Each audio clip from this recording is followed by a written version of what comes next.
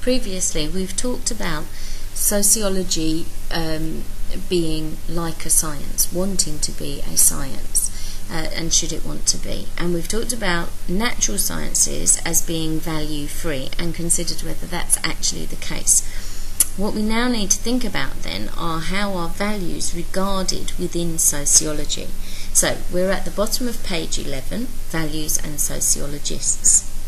One of Max Weber's main aims in setting up the German Society for Sociology was to establish sociology as a discipline free from value judgments.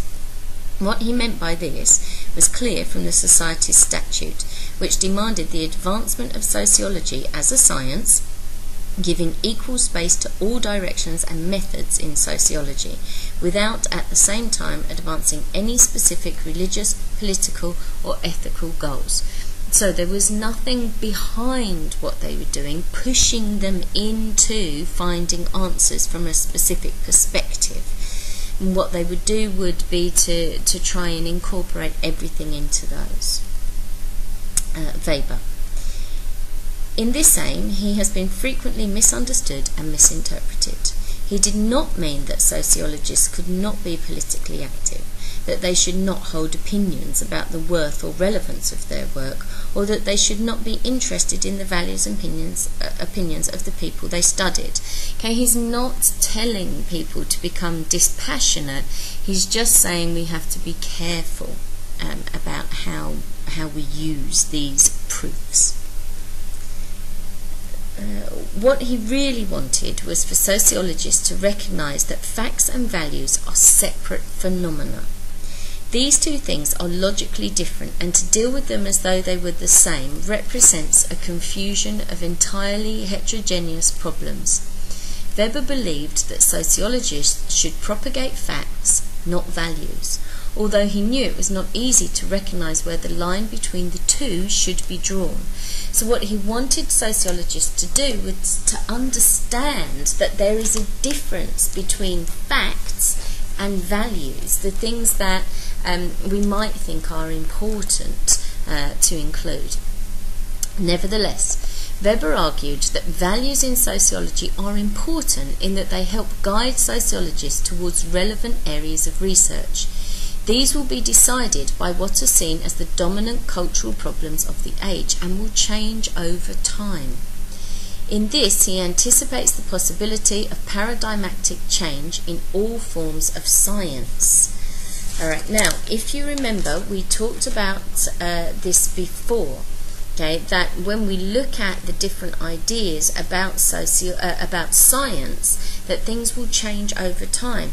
Feyerabend said the same thing about science, okay, that they use the methods that work with society at that time. And so this is what Weber is saying, that the values that you are looking at may be important because you are, say, living in a culture or a time when there is a lot of poverty.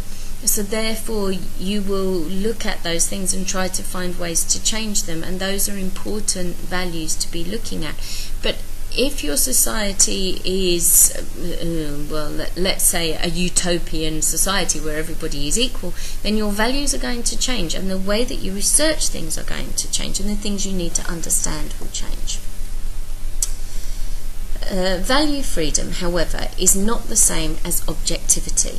Values concern the choice of subjects studied. Objectivity refers to the collection of data without bias or prejudice, yet objectivity is only possible within a framework of values. Okay, so being value-free does not mean that you stand back from what it is that you are studying.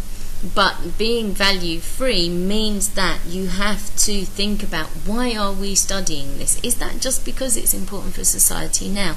Or will it actually be good for society as a whole in the long term? Sociologists need to recognise that the choice of studying ethnic minorities in education rather than girls in education, working class rather than middle class deviants, or dependence on the welfare state rather than the distribution of wealth is an evaluative one. Why do we choose to study that one instead of the other? Clearly, some choices are affected by the researcher's own values. What Weber was concerned with was that these values should be recognised and clearly stated. I'm looking at this, I'm doing this research because. Is there a reason behind it? Okay, and I've had sociology students in the past where we're doing a piece of coursework who will pick a piece of coursework to do because it is particularly pertinent to them. Therefore, they're interested in it. So you can see why that would happen with sociologists as a whole. Only then can data be gathered and conclusions reached in an objective way. If values still influence the process, then the researcher is guilty of making value judgments, and the status of the resulting research must be called into question. Often the facts which a sociologist unearths are picked out because they suit his or her values, while other, perhaps equally relevant facts are ignored. Facts are often established because they fit in with an underpinning theory. Alright, think back to what we were saying about is science scientific? Okay, Medawar was saying the same thing, that you pick data that fits in with the existing jigsaw. Okay, so Weber fits in with those ideas that we've talked about before. Functionalism. For Alvin Gardner, the functionalism of Parsons and Merton is a good example of misunderstanding Weber. What these writers have done is claim a value-free status for their work, projecting an image of political and ideological neutrality. They saw their work as above politics and non-partisan, and to that extent as value-free. This can be construed as a form of intellectual dishonesty. The truth is that it is a conservative ideology presented as social science, believing in the inherent harmony and stability of the status quo. Hiding this confuses objectivity with value freedom. Okay, so the work that Parsons and Merton have done, Gardner is saying, yes, it's important, but they're placing too much on the terminology that Weber was using. They are saying, you know, we are being value-free because we're not influenced by other things in society. We're doing this research because that's what interests us. You know, and he's saying they don't understand because they're trying to prove themselves as scientists. At the other extreme are the openly partisan sociologists, for example, Howard Becker and many Marxists and feminists. In Becker's work, 1967 and 1973, values dominate the choice of which social phenomena are studied. Scientific and moral questions are inseparable. Some people may want to disguise their morals as science because it gives their moral stance greater weight. Instead, he suggests that those opposed to the status quo, whose sympathies I share, should attack injustice and oppression directly and openly, rather than pretend that the judgment that such things are evil is somehow deducible from sociological first principles or warranted by empirical findings alone. We sometimes begin with the actions we want to take and the people we want to help as a basis for choosing problems and methods. This does not necessarily mean to say that how something is studied is lacking in objectivity, even if values determine which social phenomena are studied. Okay, so Becker is saying, of course we're going to look at the things that we want to change and we want to help with. But that doesn't mean that it's not a valuable piece of research. An example given by Becker is the disproportionate amount of research into juvenile behaviour and crime which is conducted.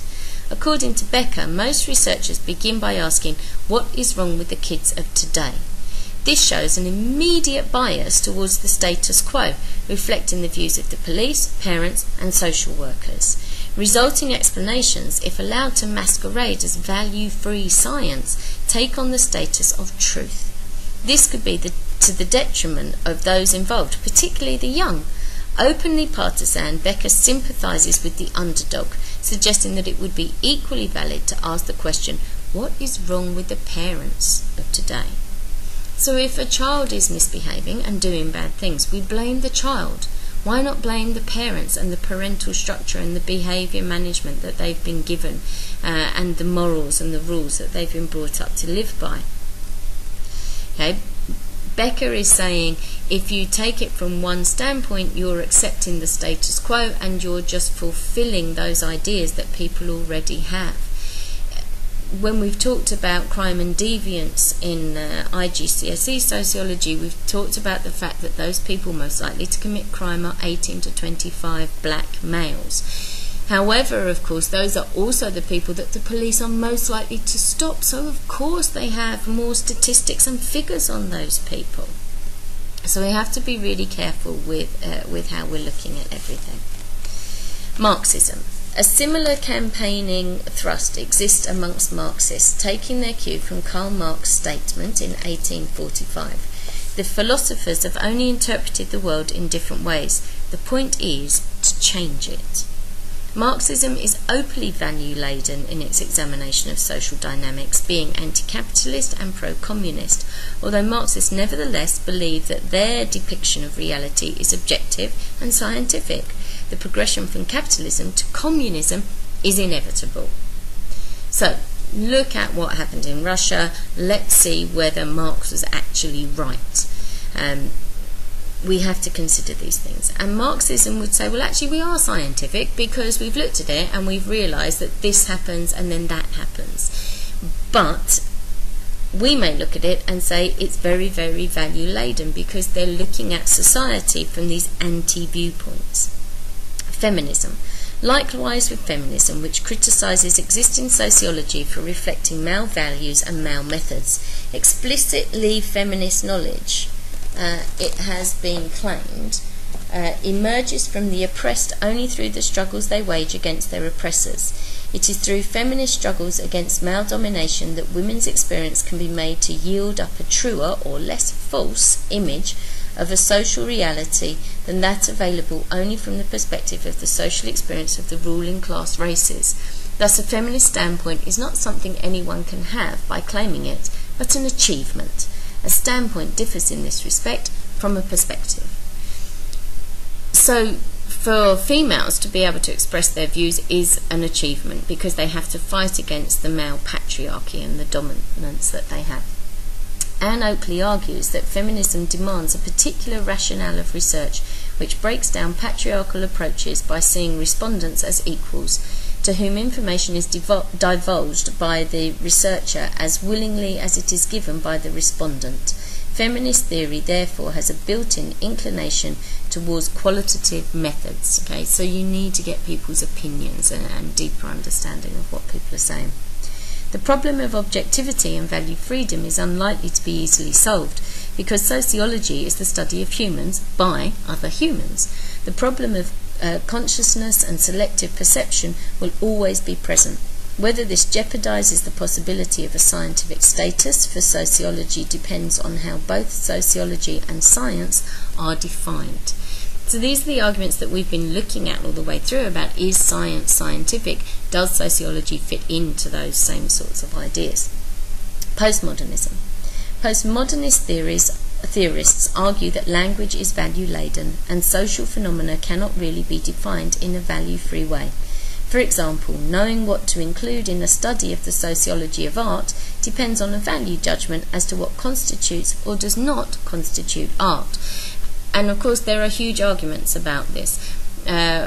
When half of a sheep was stuck in formaldehyde and stuck in the Tate Modern by, artist whose name escapes me at the moment, people said that's not art. Okay, when an unmade bed was put in as an art display, again people say that's not art. Sometimes you may look at a picture and think, well, I could draw that. That's a dot on a blank canvas. Okay, but to other people that is art. So the perception of things makes things different. A similar problem is encountered in the study of poverty. Shipman argues that values are implicit in the selection and use of established evidence, a body of work which constitutes what he terms the methodology of the subject. Some studies are frequently mentioned, yet the evidence on which they are based is frail. Okay, so a piece of evidence or a previous study can gain a greater status because it helps another sociologist to prove what it is that they want to prove, but actually the evidence isn't really very good and needs to be explored in greater detail. Shipman gives the example of the Hawthorne experiments of the 1930s, which examined the importance of human relations in the workplace. He argues that the superiority of good human relations in the workplace over good material conditions and financial regard does not seem justified by the results of the experiment, but it was a comfortable conclusion to draw. This is ultimately because of the support that it gave to other values in our culture. So when Hawthorne did these experiments, the conclusion was that it was better if you got on well with the other people that you worked with. And it said that, in fact, it didn't matter if the place you worked looked nice, was clean and tidy and healthy for you, and it didn't matter how much you got paid. If you enjoyed working with the other people, you would continue doing your job well. Now, not giving people good pay and making buildings look better and conditions look better obviously works for big business, because that makes that makes the wages lower for them, and therefore they're making more profit. So we have to question whether in fact Hawthorne was going along with the social construct of the day and the values of that culture.